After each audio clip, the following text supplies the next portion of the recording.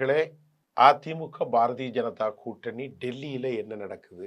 இத மிக முக்கியமாக அமமுகவினுடைய நிறுவன தலைவர் டிடிவி தினகரனுடைய நடவடிக்கைகள் குறித்தும், எடப்பாடி பழனிசாமி பாரதிய ஜனதா தினகரனுக்குள் நடக்கும் பல குமச்சல் நிறைந்த மோதல்களை நாம் பார்க்க போகிறோம். பாரதிய ஜனதா அமித்ஷா வலிமையான ஒரு கூட்டணியை அமைப்பதற்கு அவர் முயற்சித்தார். அவர் தொடர்ந்து எடப்பாடிட்ட சொன்னது,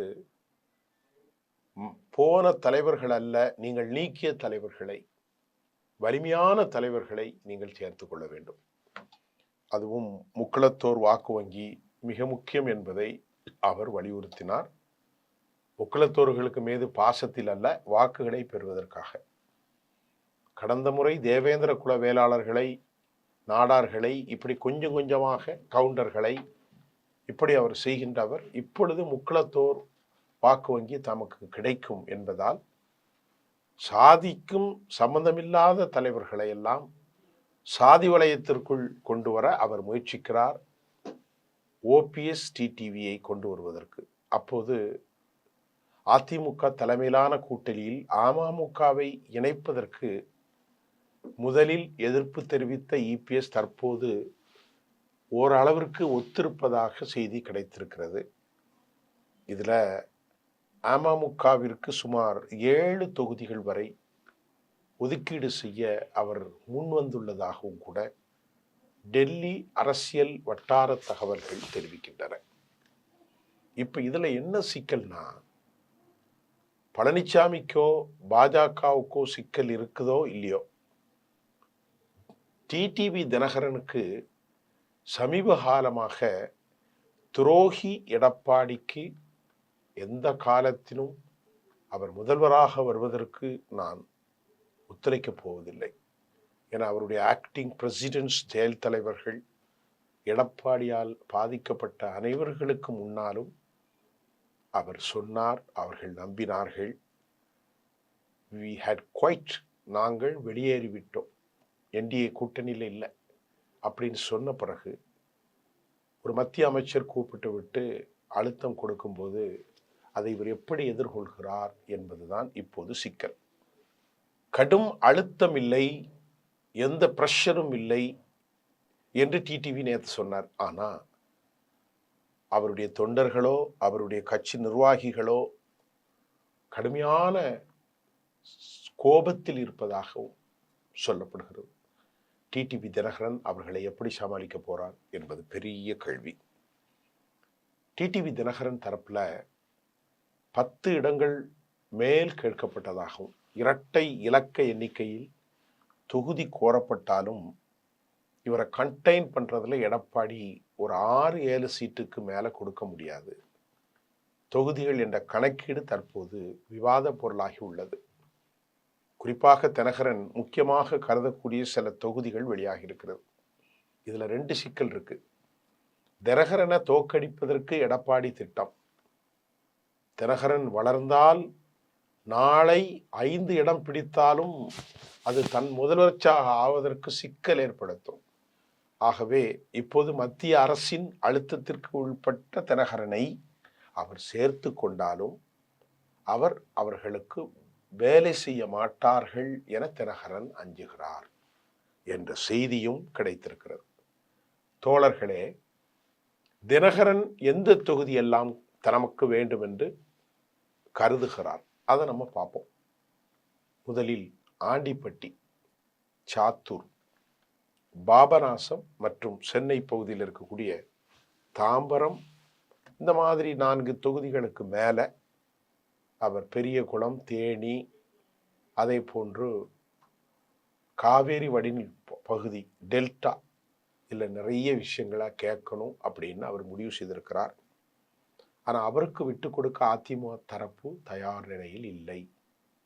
கடந்த தேர்தலில் அமமுக பிரித்த வாக்குகள் அனைத்தும் அதிமுகவின் வெற்றியை பாதித்ததை கருத்தில் கொண்டுதான் தென் மாவட்டங்களில் வாக்கு வங்கிகளை ஒன்றிணைக்க எடப்பாடி பழனிசாமி கொஞ்சம் இவரை மட்டும் சேர்த்துக்கிடலாம் அப்படின்னு முடிவெடுத்திருக்கார். அது அவருடைய சுயநலம்தான். அதை ஒரு மிகச்சிறந்த அரசியல் ராஜதந்திரியான டிடிவியும் உணர்ந்திருக்கிறார். எந்த காலத்திற்கும் எடப்பாடி வந்தால் நம்முடைய வாழ்க்கை, நம்முடைய கட்சி மட்டுமல்ல, அனைத்தும் அழிந்துவிடும் என்பதை அவர் உறுதியாக நம்புகிறார். வழக்கம் போல அழுத்தம் கொடுப்பது அமித்ஷாவுடைய ஒரு நடவடிக்கை.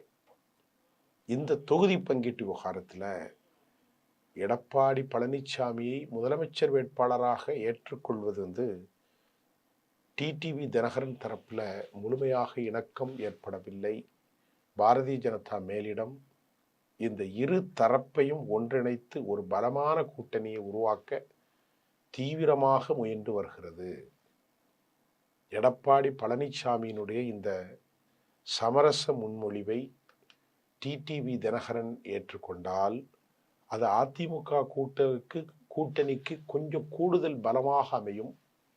மாறாக இழுபறி நீடித்தால் அது தேர்தல் களத்தில் புதிய மாற்றங்களை வழிவகுக்கும் என்பதால் தற்போது தமிழ்நாட்டு அரசியல்ல பெரும் எதிர்பார்ப்பும் பரபரப்பும் ஏற்பட்டுள்ளது. தேமுதிகவையும் உள்ள கொண்டு வந்துடணும் அப்படின்ட்டு அமித்ஷா எதிர்பார்க்கிறார். அந்த அம்மா என்ன சொல்றாங்கன்னா, பிரேமலதா இந்த கட்சி காலியானதற்கு மிக மூல காரணம் 2016 பிரேமலதா. அந்த நேரத்தில் அவர் ஒரு தனி கூட்டணி அமைத்தார். அதனால அது மாபெரும் தோல்வியை சந்தித்தது. அவர்களுக்கு வைகோ மீது கடும் கோபம் வேறு உண்டு. அது அந்த 2016. ஆனால் இன்றைக்கு 43% வைத்துக்கொண்டு அவங்க கேட்கறது ரொம்ப விந்தையாக இருப்பதாக பலர் சொல்கிறார்கள். மேடையில் சுதீஷும் அவருடைய மகன் ஒருவரும் மற்றொருவரும் 3 நிர்வாகிகளுமே 4 பேரும் பிரேமலதாவை சார்ந்து பேரம் பேசுவதில் என்ன தப்பு இருக்கிறது? எங்களுக்கு பேரம் பேசித்தான் ஆகும். விஜயகாந்த் ஐயா அவர்கள் எல்லாவற்றையும் இழந்தார். அவரை போன்று அவருடைய மகனோ, அவரை போன்று அவருடைய மனைவியோ, அவரை போன்று அவருடைய மைத்துனரோ இல்லை. ஏனென்றால் அவர் பெரும் கொடையாளி. இந்த நேரத்தில் நாங்கள் பேரம் பேசுவது எங்களுக்கு தேவை என்று கேட்கிறாராம். இப்போ அவர் என்ன சொல்றாருன்னா, அந்த அம்மா, இங்க பாருங்க, ஒரு சீட்டாவது எங்களுக்கு மேலே வேணும் பாமகவை விட. We are a wide connect with throughout Tamil Nadu. நாங்கள் எல்லாரோடையும் ஒரு ஒரு ஒரு ஒரு வெளிப்படையாக தொலையான ஆழமான கட்சி இது, தமிழ்நாடு முழுவதும் இருக்கு. அதனால பாமகவோட ஒரே ஒரு இடம் கூட வேணும்.